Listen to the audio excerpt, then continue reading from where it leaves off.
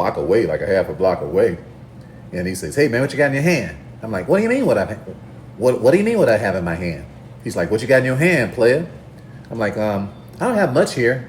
Just a little change. And I open up my hand. That fool grabbed my change and ran off and said, hey, what are you doing? That's not yours.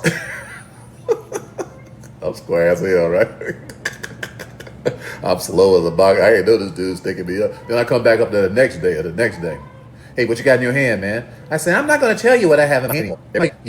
Every time I disclose what I have, all right? Every time I disclose what I have, because the first thing they do, is they discover what you got, right? I said, every time you discover what I have, you run off with it. I'm not going to do that again today. He said, man, just open up your hand for a few seconds, man. Anybody want your little money? I said, see, every time I do this, boom, and he run it. So one day I go to the store, and I got two of my friends with me. One of them name is Will. Same little dude walking to me. Hey, man, what you got in your hand? So Will was like, hey, punk, what you got in your hand? I was like, you got to watch the way you talk to him. He's like, this little sissy been sticking you up. I'm like, you should watch those words, Will. Those words are very hurtful, calling a man a sissy. He's like, man, you in the hood now, Rick. You're going to have to toughen up, partner. I hear me. So they said, get your little punk butt up out of here, man. We catch you around here again. We're going to crack your head down to the white beat. And the dude ran off, you know. See, that's what happens when you get tired of getting when you get tired of getting stuck up. If y'all tired of getting stuck up, put I'm tired in the chat. Just put IT in the chat. I said, if you're tired of getting stuck up.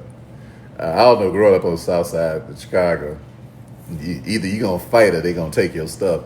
Sooner or later, you're going to have to learn how to box. Somebody just going to tell you, sooner or later, learn how to box. Right? They're going to keep robbing you, but every time you go up in the bank. So they ask you for your all capital letter name. This is discovery. The number one reason why you're getting robbed is because of discovery. Okay? You think questions are innocent. Even the person asking you the questions, they think it's innocent. Why? Because they slow just like you are. You hear what I'm talking about? So the first thing they do is that they ask you for your all capital letter name. Then they ask you for their social security number. You say, no, that's my social security number. No, it's not. That was assigned to you. You know what I mean?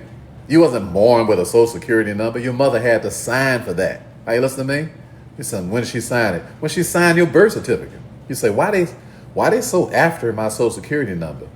Why are they so after it? Why? Because they trying to get some discovery. What? So they can find out what?